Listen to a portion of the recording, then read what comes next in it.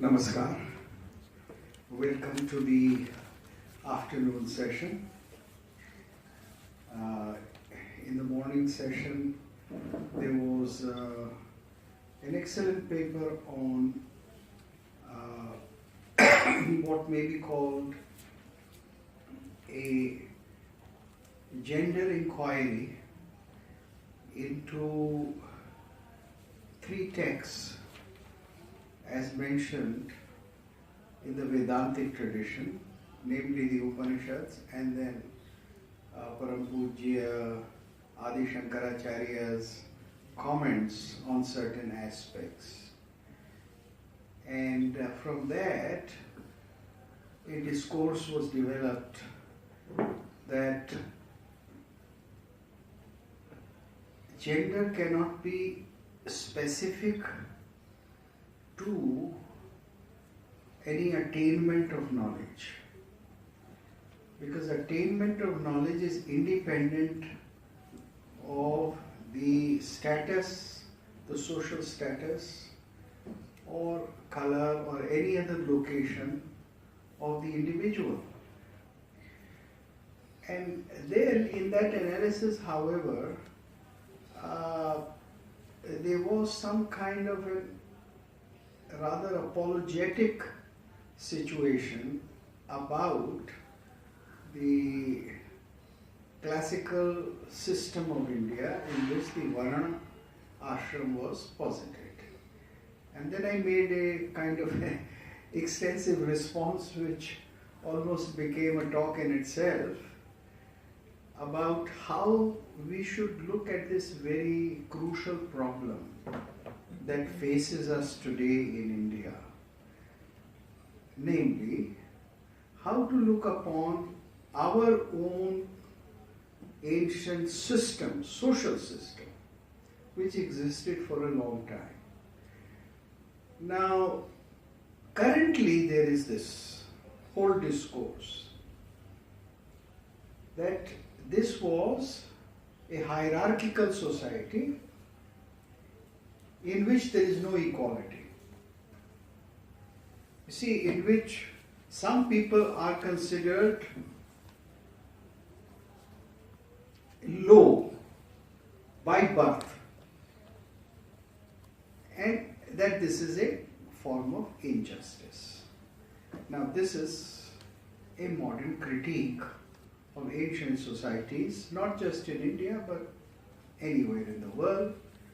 But specifically to India, it is claimed that as compared to other places like Greece, which is now kind of almost digested by the rest of Europe as Western culture, that this problem has been solved in the sense that there is full faith in equality, liberty, and fraternity. You see, three major values. Whereas in India, this problem subsists because of Hinduism, and Hinduism is to be defined by Varna. Of course, in modern times, they don't talk of ashram, whereas any Smriti or any old order does not talk of just Varna, but Varna ashram dharma. You know, the four stages of life, namely brahmacharya, grihastha, vanaprastha, and sannyas. The four stages, the four ashramas, or the four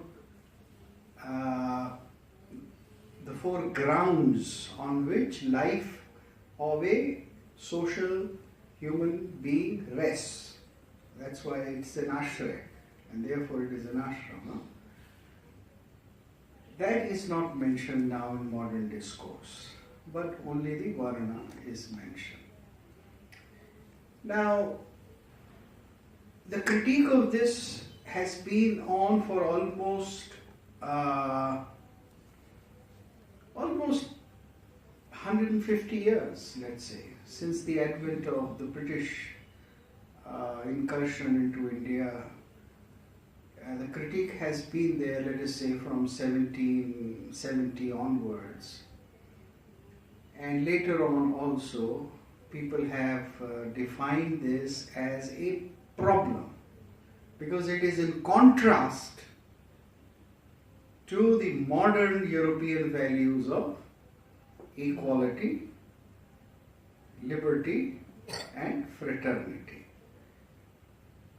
Now, Bhubaneswar, one of the famous Western anthropologists, defined Indian culture or the Hindu Indian as homo hierarchicus. That is the man who believes in hierarchy.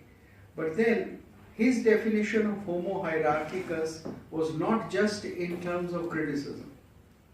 He, as an anthropologist, had defined that all societies throughout history have believed in hierarchy of human beings.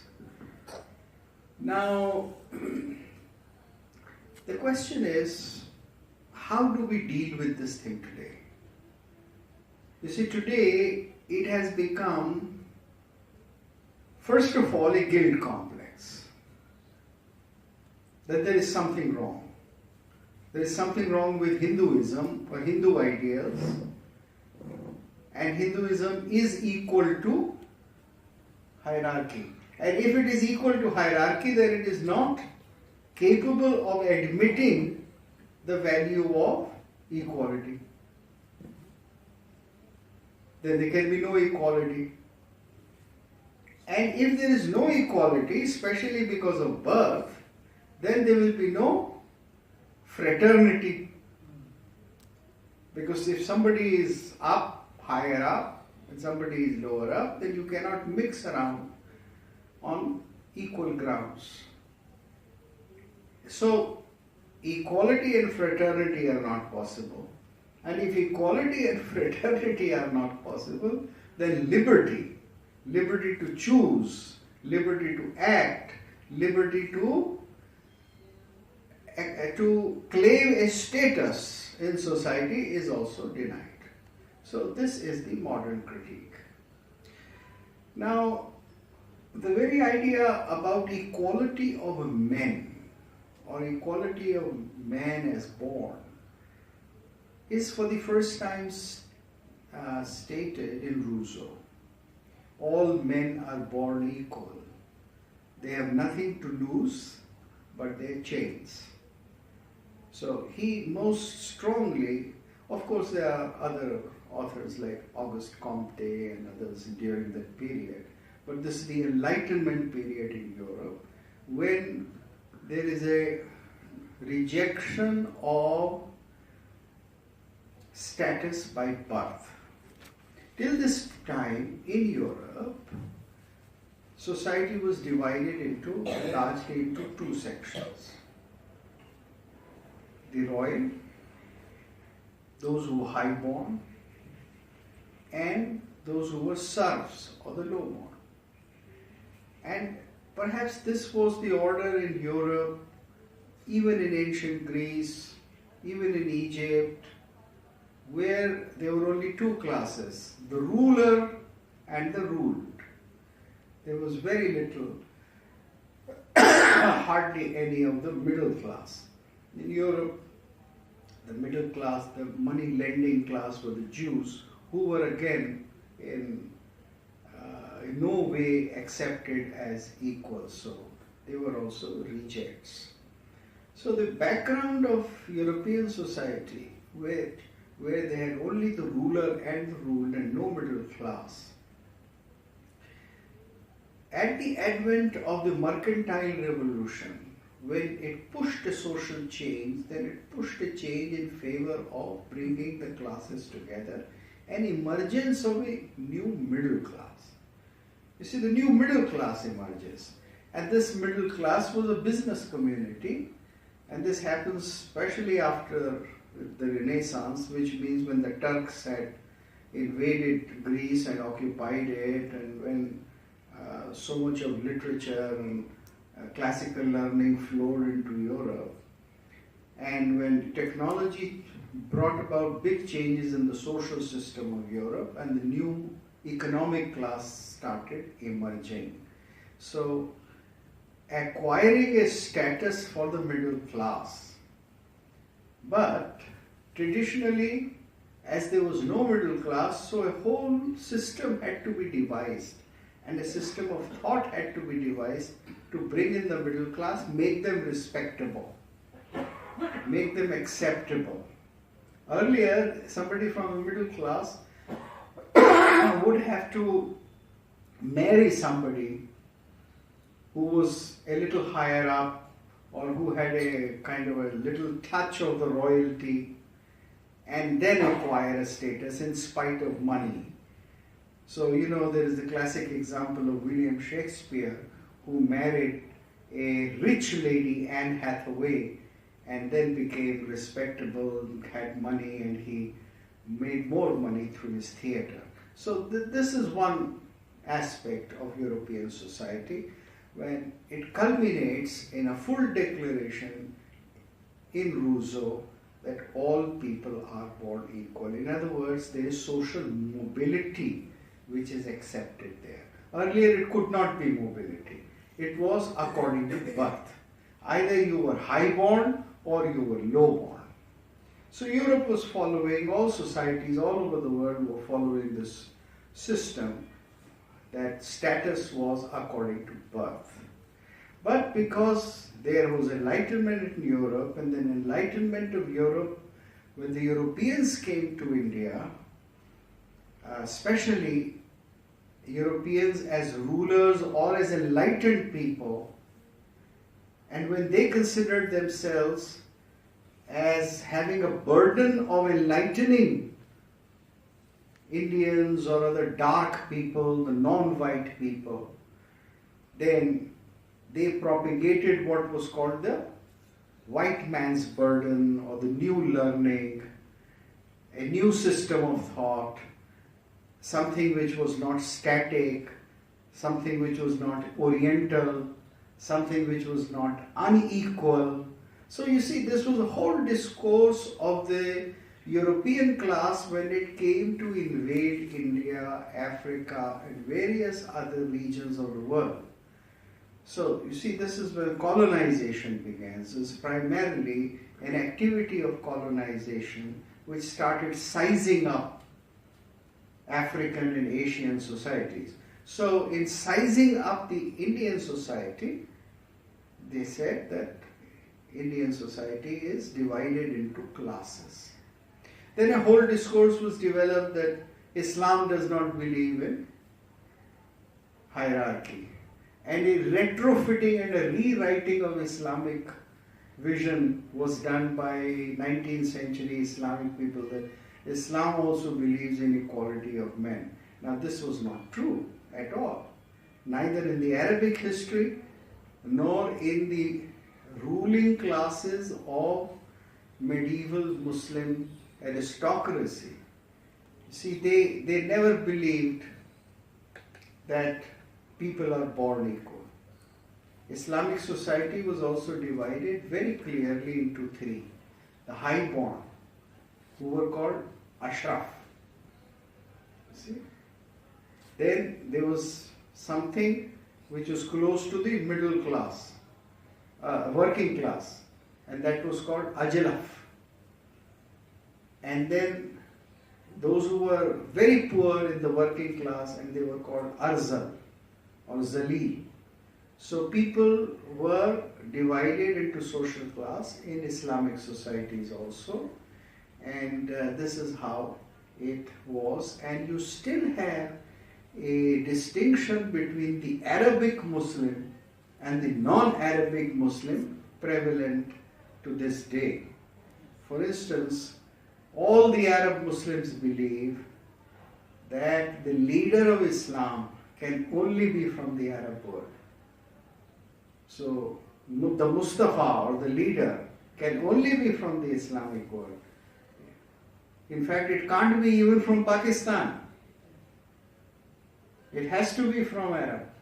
That is why you have today the leader of ISIS called Baghdadi. He has claimed himself as the Mustafa, or the head of Islamic world, and he is doing jihad for it. Nobody has claimed it from Pakistan, and nobody can according to Islamic theology.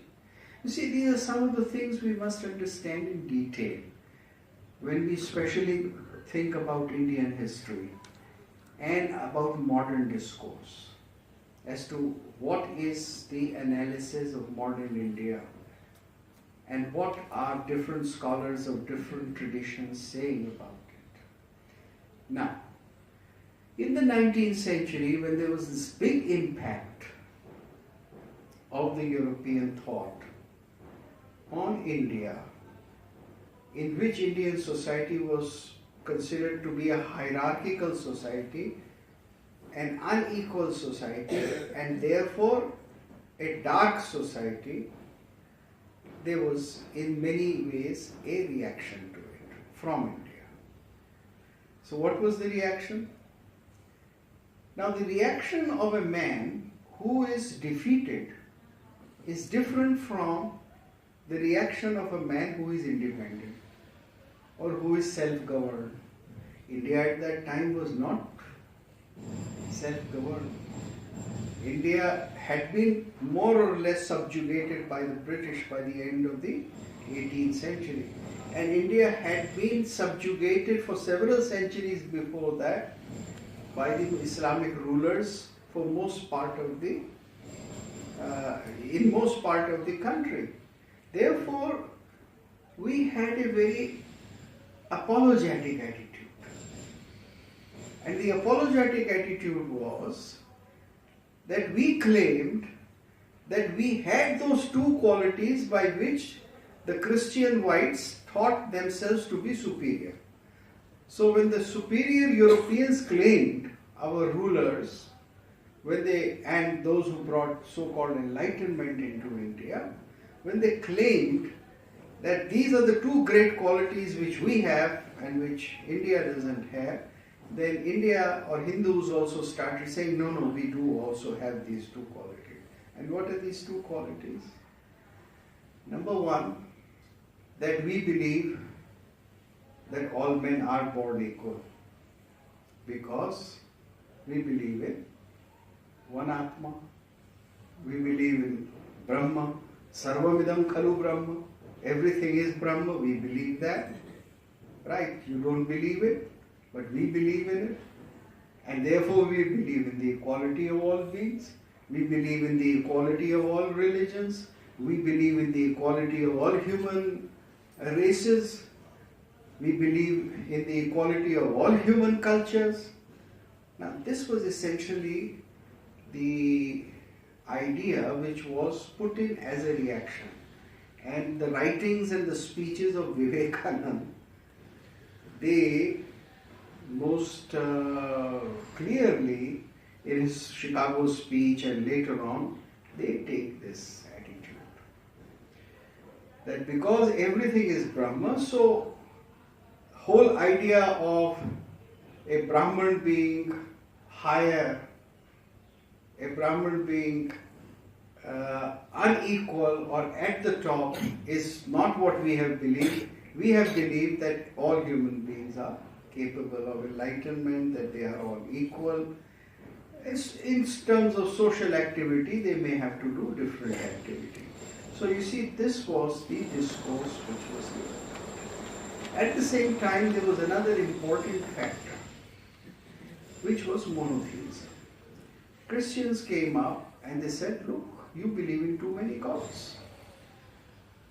You are polytheists. Polytheism means, poly in Greek means many, right? And mono means one. So monotheism, that is those who believe that there is only one theos. Theos is translated into German and English as God. So one God only. So the idea of one God was presented as the true eye of truth. And the idea that there are many gods was presented as a false idea. Now, this was the Christian prejudice, the Islamic prejudice, that there is only one God. To believe that there can be many gods is wrong. So, the Indian discourse in reaction became something like this, that yes, we do believe in many gods, but those are many in appearance, in reality they are one. Huh? So this was the discourse, that yes, we believe in many gods, but actually behind the appearance of those many, we believe in one. So this was the discourse which developed. Then there was a third. You see, this is all very important to understand what has happened to India in last 150 years. And if you listen to what I am saying and carefully think of it, then you will understand that why the Supreme Court of India gave the judgment it did in Sabarimala. You see?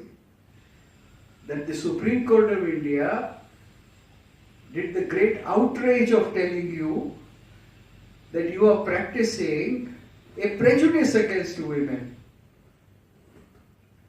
and that menstruation has been considered in India as unholiness, as something unclean. And therefore women are not allowed to go into the temple in the unclean period, and hence you are discriminating against women, hence you are not in favor of gender justice. Now all this does not follow the proper Indian tradition. You see, you go and ask the most learned person today in India, including some Swamis, and they will say, yes, there is an impurity for 3 days or 4 days or 5 days even. Now I often ask people, what is the Indian term for menstruation? Rajaswala. Right? Somebody in whom the Raja is showing in form of blood, which is emanating for 3-4 days, and showing as Raja. Now Raja, or being Rajasic, is not something bad in our tradition. Raja, is a Raja bad? It's the same root. Raja. So Raja is power. So Rajaswala is somebody who is exhibiting her power to procreate, her power to be Janani, her power to multiply the human race. So in Sanskrit, Rajaswala does not mean impurity. It does not at all mean. It signifies something which is to be venerated. So people say, well, if it is to be venerated, why do you keep them away? Now, keeping away is different. You keep your child away. A very little child, you don't put the child for 40 days. You don't take the child outside. See, because you want to protect. So while in the Rajaswala stage, the woman is exhibiting her power, signifying her power, she is also vulnerable in certain ways, and therefore she is kind of put away, excluded, given a status where she will not do what she has to do throughout the day. And this was done in different cultures. If you want to go into detail, there is a new book by Nitin Sridhar on this. It was practiced in ancient Greece, in Europe, among the Celts and various other cultures. In fact, in my 1994 book, I have 2 pages on it as to how it was done in the Greek and the ancient Indian culture. So, not understanding the logic of a philosophy and imposing the logic of a different cultural philosophy is what creates a conflict of civilizations. See, this is where the conflict arises. So for those cultures in which venerating the procreative power is not important, but having a worker in office at the same 10 o'clock from 10 to 5 and providing her with a menstrual pad so that she can travel, do the work, and drumming up the whole thing as freedom so that she can work for 8 hours. Because in modern culture, in modern technological system, what is more important than a worker? Somebody who is there in a factory or in an office or in an economy which produces. Our values are not the values of ancient Greeks or ancient Indians, where you don't think that money making is the most important thing. Our values today are that you must work, make money, and even taking 1 hour, what to talk of 3 days, is wrong. And so you look upon the whole thing in a different manner. See, these are civilizational values. Now coming back to the 3 prejudices that the Europeans had in the 19th century when they came to India. Number 1, monotheism. That monotheism is better than polytheism. Now this was a prejudice which the Jews had. The Jews passed it on to the Christians. The Christians passed it on to Islam. Islam made it more stringent. That worshipping one God only, no other. Right? The Jews were polytheistic, but after Moses returned from Egypt, he learned worship of one God only from the Egyptians. And then he's imposed that worship of one God only on the Jews. And then the Jews said there is only one God, which is Yahweh. And Yahweh does not have a wife. Earlier, Yahweh also used to have a wife. Now it's very important. There's a big difference between somebody's God who does not have a wife. God with a wife and without a wife are two different things. Followers of God without a wife behave differently. Followers of a God with wife or wives behave very differently. This is obvious when you study the history of different cultures. African cultures, Australian culture. Now there is no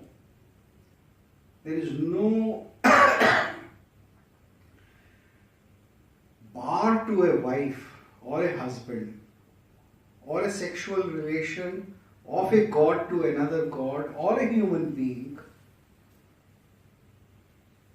in either the ancient Greek system or the Vedic system or the later Indian system. The later Indian system, the post-Vedic, gods always have wives.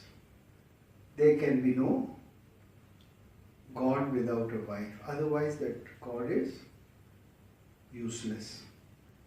He has no power then.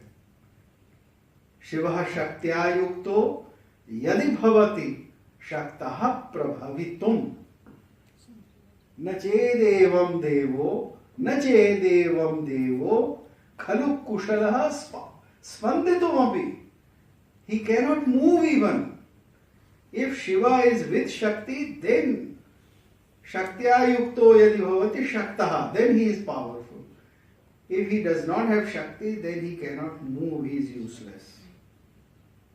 Nachedevam devo nakhalu kushalaha spanditum api, wo hil bhi nahi sakta. Shiva cannot even move. Therefore, when Shakti has dissociated herself from Shiva, he is a Shava. And that is why Kali is dancing on the top of a Shava. See, that is the image, that is the meaning. So in the whole Indian system, strength, power, Shakti, creativity, Prakriti, all is feminine. And if there is no God, if there is no Shakti, if there is no woman, then the God is unacceptable. Now we do have the Vedic gods, but like Surya and Pushan and Agni, but nobody imagined them as single. Although there are no images of their wives, etc., or pantheon, or mantras in the Vedic Samhitas, but still they are not imagined as singles. They are not imagined as singles. And you become a single or a brahmachari for a certain purpose. See? So the idea of a God who is without a woman, if worshipped that way, creates an entirely different culture. It creates a culture in which women have very little rights and power. And this was true of Christianity and Islam. Islam has still not come out of that syndrome. Christians came out of that syndrome in around the 19th century. They started coming out of that syndrome, and to this day there has been no woman president of the United States of America. You see, all these philosophies have a practical impact on how your culture conducts itself.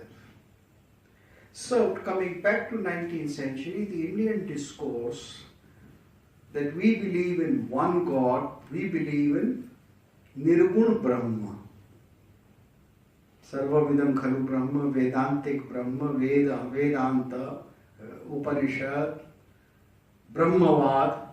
Brahmavad became very elevated. And slowly, a prejudice was imbibed from Christians against worship of Saguna, or worship of Murti, or worship of Pratima, or worship of temples, or worship of Saguna Upasana. And its first manifestation was Dayananda Saraswati. So Dayananda Saraswati says that there is no temple worship in Vedas. So let us go back to Vedas, or let us adopt the Vedic system in which we will not do any worship of a murti in a temple, but we will only give oblations to different devatas like Agni and Indra and Surya and Pushan through the Vedic mantras. And Dayananda Saraswati went a step further to say that these are different names of one single Supreme Father, Param Pita Parmeshwar. So if you read a translation of Dayananda Saraswati, of the Rig Veda or other three Vedas included, then all the gods are translated into Param Pita Parmeshwar. So if there is a mantra on a certain god, Agnimide Purohitam, the first line, then Agni is translated there as Param Pita Parmeshwar. If you take any other mantra, Pavakana, Saraswati, then Saraswati is translated as Parampata Pita Parameshwar. Or some nirguna quality of intellect or something like that. So, under the impact of Christian monotheism and bias against idol worship, or what the Christians called idol worship, they started claiming themselves to be the true monotheists. And then of course we had Brahmo Samaj in Bengal, and they said we will not worship Murti. So when the young Vivekananda went to Ramakrishna and he said he is worshipping Kali, so he was horrified. But it is only when Ramakrishna gave him a little touch and he realized that there is something more than just thinking, when he had maybe some slight experience of pranothan in his body, Vivekananda, then he said, there is something else which I can't understand just by arguing or philosophical speculation. Right, Swamiji? Huh? तो स्वामी जी तो अनुभूति है, तो इसलिए वो समझती. तो Vivekananda said, all right, I'll believe you. But still he was uncomfortable with Kali all his life. And you still don't discover Kali in Ramakrishna mission. You only discover, you see, Ramakrishna and the mother and Ramakrishna, Shardama. Because they never accepted polytheism. They never accepted worship of the divine as Saguna. And Dayananda Saraswati and all Arya Samajis and all the great so-called reformers and Mahatma Gandhi and all these people, they forget the fact that all Vedic devatas are Saguna. They have a naam, they have a rupa, they have preferences, right? Somebody is dark, somebody is bright, somebody is male, somebody is female. So if everything which you imagine and which you pay oblations to is non-nirguna, is saguna, then how can you believe and say that we are also monotheists? See, this has been one of the biggest mistakes of Indian philosophy since 19th century, which now needs to be corrected. The second thing, apart from monotheism, as I said, is the Varna Ashram. And third was then, therefore, the method of worship or worship in the temple. So when there was this guilt complex about the system of worship, Hinduism became tarnished and it was seen as a backward religion. And once you acquire this complex of being a backward person, then you lose self-esteem. Now my other question is, what did you really lose? You lost, or we lost, one of the most beautiful things that we had in history. In the Indian system, there is no exclusiveness, because the ultimate or the divine or the Brahma is nirguna and saguna at the same time. And tradition has been saying this throughout. It has been saying it in the Vedic mantras. You all know the famous Ekam Sat mantra, which says that Agnim and various other gods, they are in reality one. In other words, you accept the diversity and the manifestation and the creation as much as you accept the Creator. You see, according to the Christian system, thank you, according to the yes, warm water.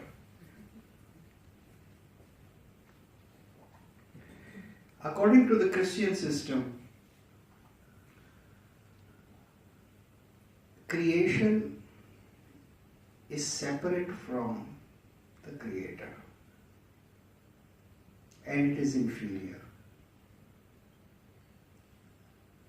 God created creation, but you cannot worship creation. You can worship God only. You can worship Allah only in the Islamic system, but you cannot worship what has been created by God. So creation is separate from the Creator. And because the creation has naam and roop, creation, this sansar, this world, has many shapes and forms. It is in time, it is in space, and therefore the human beings are in time and space. Therefore there can be no relationship between the Creator and the created, between the divine and human.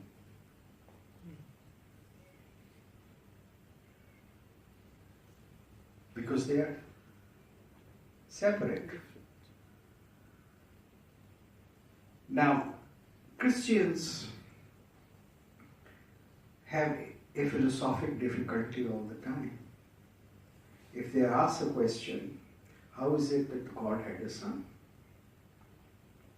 And God, he was born as a son, and he's a son. Is he creation? Is he part of creation? They said no. He is not part of creation. Because Jesus, the only and the one Son of God, because God never had any other son or daughter, and God had it only once, and God had it without a wife, and God does not have a wife or a brother or a sister. God has only a son, and one-time son. God is not going to have a son again. And he of course sent this son. Why did God do this? He had a son so that the son could come down and die for us. Die and suffer. Why did he have to die? Why did he have to suffer? Because he had to pay for the sins of humanity. What was the sin that humanity had done? Humanity had disobeyed God.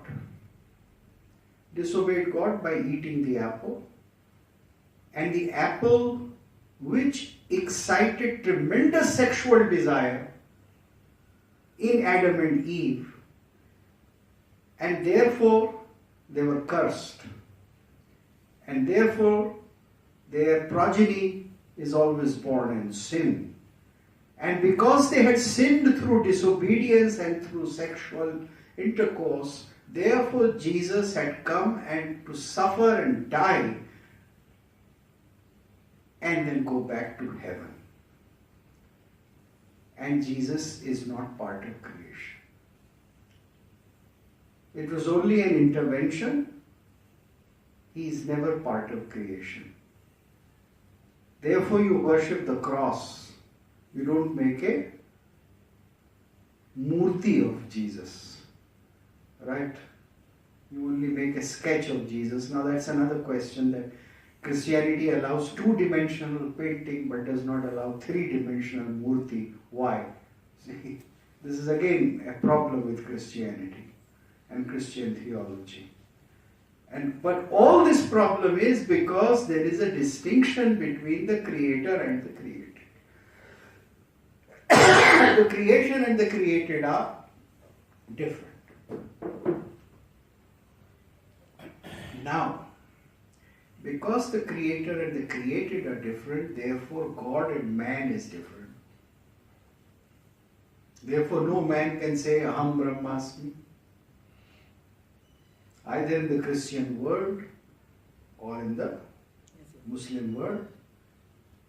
So when Mansur al-Hallaj said Anal Haq, I am Haqiqat, or I am the Kainat, I am the creation, Haqiqat, I am truth, I am the truth. They slaughtered him. He said, how can you be the truth? Allah alone can be the truth. So there is a distinction between the human and the divine. There is a barrier.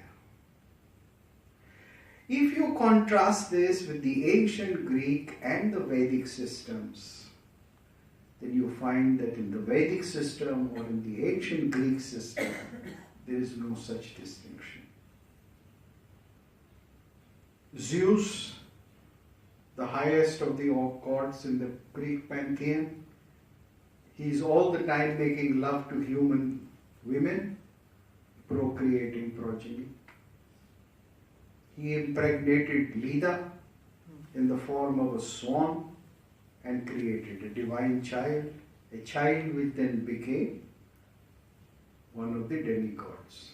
So interaction between the created and the creator is possible. It's part of truth. It's part of reality.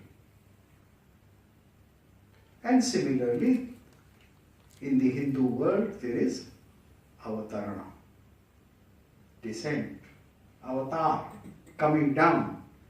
Now, avatar, where did the Christians get this avatar from?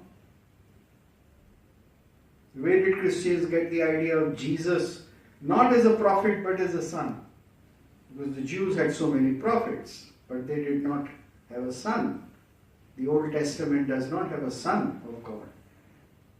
It's only the New Testament, the Christian Testament, Luke and Mark and Luther and others.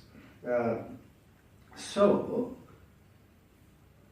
the idea that there can be a son was taken by the Christians from the Greeks. But partially, very hesitatingly, and as a one-time affair. And because they could never answer the question logically as to why, if it is God, then he can do it only once. Right? And if he is God, then why is he not creation also? If he is the creator, then why is the creator different, distinct from creation? Why does he have no control over creation or total control over creation? For instance, God has no control over Lucifer. शैतान के ऊपर तो भगवान का कोई बस नहीं. Shaitan is constant. Lucifer is there. He is the devil. God cannot wipe him out. God cannot control him. God can only put him in the last circle of hell. But Rama could control Ravana and give him mukti, which means he became one with God. See, in the Hindu system, there can be no distinction. Even Ravana is not denied admission to God. Ravana is given mukti. When Rama killed Ravana, what does that killing mean? He did not send him to hell. Ravana is not living in Narak. And even Bali, who is in the underworld, is not in Narak. He is not suffering. He has gone there and he comes up and he goes there. He is still there. He is still part of creation. You see the difference between two philosophic systems? And therefore, if God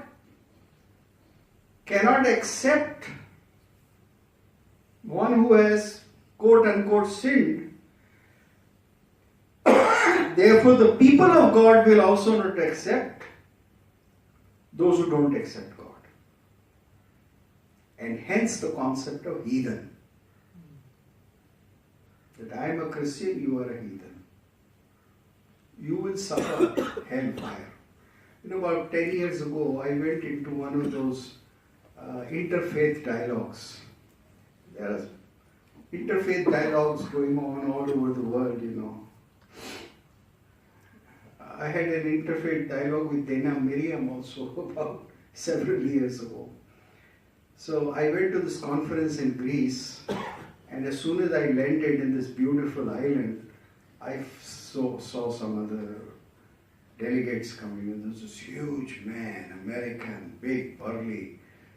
And the moment he saw me, he just came up and he almost pounced on me and said, "Dear friend, I tell you, I love you. And therefore I want you to give up the path of evil and take up the true path of Christ." So I said, "Dear friend, I love you more than you love me. Therefore I want to leave you to the path of your Jesus and leave me to the path of my Vishnu.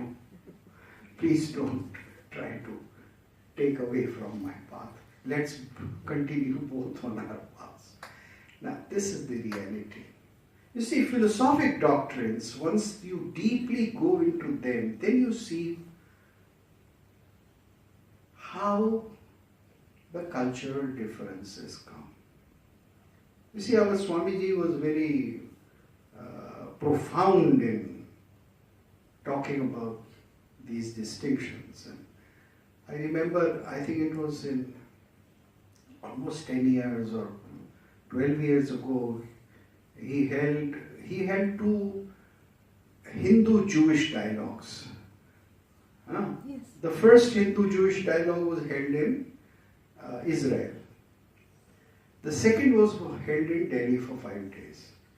And I was part of the small team Swamiji had made for the Hindus to argue and discuss things with the Jewish rabbis. So what I'm talking from the whole tradition of the philosophers like Swamiji making these philosophic distinctions as to what is there in the doctrine. And how this doctrine has to be seen in life. So the philosophic distinction and the philosophic belief has cultural consequences. We developed in India since Jawaharlal Nehru's time this whole doctrine of sarv dharm sambhav. That let us have a good feeling of equality towards all religions or philosophic systems. Now, all religions are equal in the sense that they all offer you a way of reaching divine. They are equal, but then they are not the same. And if they are not the same, then their consequences are not going to be the same. So therefore, some will practice the doctrine of punishing the ungodly.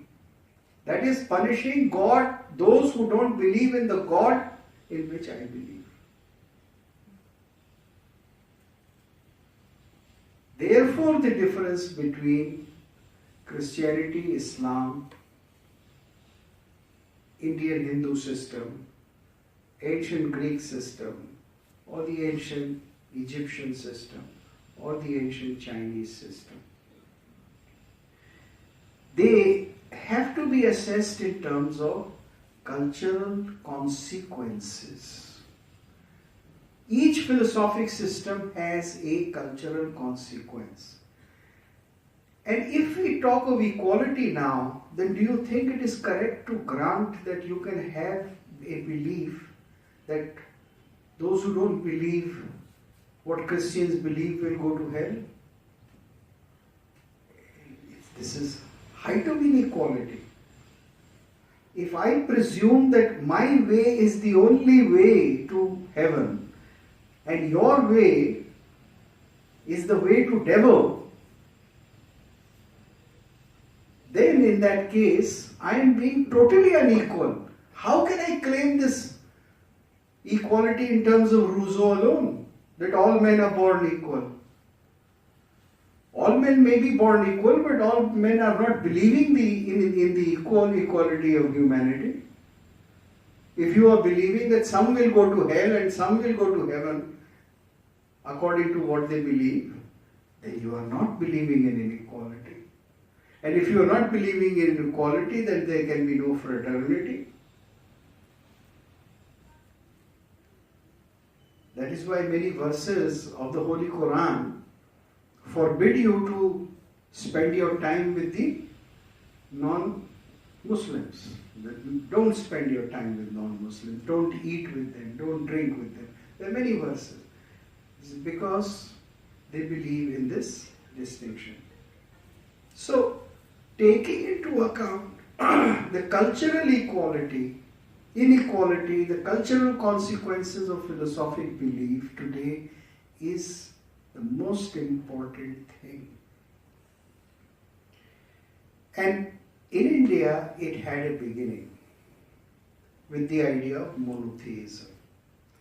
Then, as a consequence, that belief in a way of worship in which there is an idol is also wrong.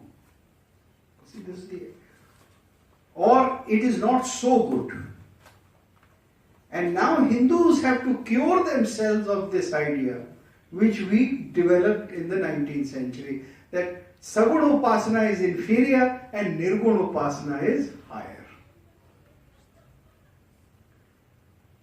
And as a matter of fact, very often, many Advaitic and Vedantic schools of thought fall into this trap. Where they say, well, Murti Puja is a way of reaching. It is something to be shed. It is something to be crossed over. Now, that is not the truth. All the texts in Indian tradition show that Sagun and Nirgun are the same, because if the creator and the creation are the same, then there is no tattvic or essential distinction between Nirgun and Sagun, Roop and Aroop. And therefore, worship of the Saguna cannot be in any way inferior. फिर कैसे होगा inferior? That's why Tulsidas, right up to, you see, Tulsidas begins his Ramayana by worshipping Ram as Nirguna. When he starts his Mangala Charan, in the Mangala Charan, the last verse is on Rama as Nirguna. If I can recall the verse, Ramakhya Misham Harim Vande Yan Maya Vashavarta Vishwam Akhilam Brahmadi Deva Sura Yat Sattvad Amrishaiva Bhati Sakalam Rajjau Yatha Aher Brahma, जिसकी ताकत से, जिसके प्रभाव से रस्सी भी सांप लगने लगती है माया के कारण, जिसकी माया के कारण. Tulsidas uses Shankara's classic Drishtanta, the same, because he wants to say exactly what Adi Shankara is saying, that he is Ramakhya Misham Harim, my Ram, my God, who is called Rama. Who is he? Yat Sattvad Amrishaiva Bhati Sakalam Rajjau Yatha Her Brahma. Yat, but Yat Pada Plavameva Ekahi Bhavam Bodhe Sthitir Shavatam. But whose feet are a boat to take me across this bhavasagar, this sansar. Yat pada plavameva ek meva hi bhavam bodhe sthiti irshavatam. Those who want to go across this ocean of suffering or ocean of illusion, his charana, but his charan cannot be nirguna. Therefore, he is sagun, and because he is sagun, therefore the whole Ramcharitmanas. And at the end, what does he say? Janma janma rati Ram chahu, padana chahu nirvan. I want to be born as Tulsi again and again, and worship him as Ram. Janma janma rati Ram pad, janma janma rati Ram pad, padana chahu nirvan. I don't want nirvana, I don't want moksha. I don't want the nirguna enlightenment. He doesn't want it because the sagun enlightenment is the same as nirguna enlightenment. So this equality of creation and created is the crux of Indian civilization. And textually it is seen right from Rig Veda, 10th mandala, till the very latest time, till the latest rishis like Sri Aurobindo, who believed in descent of the supramental. You see? Descent of the supramental in something concrete, which is mental, social, Matri Shakti. That's why the mother built the Matri Mandir in Aurobindo. The Matri Mandir. Because that is the only agency of change, Prakriti. You know, Shiva Shaktya Yukto Yadi. Change will come through Shakti. And if you believe that their creation is separate from the Creator, then woman is separate from man. Right? Then there is a gender conflict. Then there is no gender unity. But if you understand the whole development of Indian philosophical system throughout the ages and see the fineness of the unity of the male and the female principle, then you will seek a separate solution to the gender inequality, something entirely different from as it is being sought in Euro-American societies. Euro-American societies are seeking a very different solution. You will or we will not seek that solution. We'll seek a very different solution. Of course there will be conflict because they would not like you to seek a different solution. They'll enforce it all the time. That's why our Harvard-educated judges enforced the solution in Sabarimala. Because they cannot understand the concept of brahmacharya. You see, Sabarimala has a Ayyappa who is a lifetime brahmachari, Naishtik brahmachari. And Naishtik brahmachari cannot come into sight of women. Now many liberal sadhus, very liberal philosophical Indians say that, well, if sarvamidam kharu brahma, then women are Brahma, men are Brahma, Ayyappa is Brahma, you are also Brahma, then what is the difference? Then why this distinction? Why this gender inequality? But that's not the issue. Because any kind of worship is based on exclusion for the sake of worship. Not exclusion for the sake of demeaning somebody. Right? But for the sake of conducting that particular ritual. So if I want to study the Bhagavad Gita carefully, then it is not advisable to take a glass of good French wine before studying. That's not the way of studying it. Because you need a different state of concentrated mind. I'm saying that I'll not take a glass of French wine because I have to study Bhagavad Gita.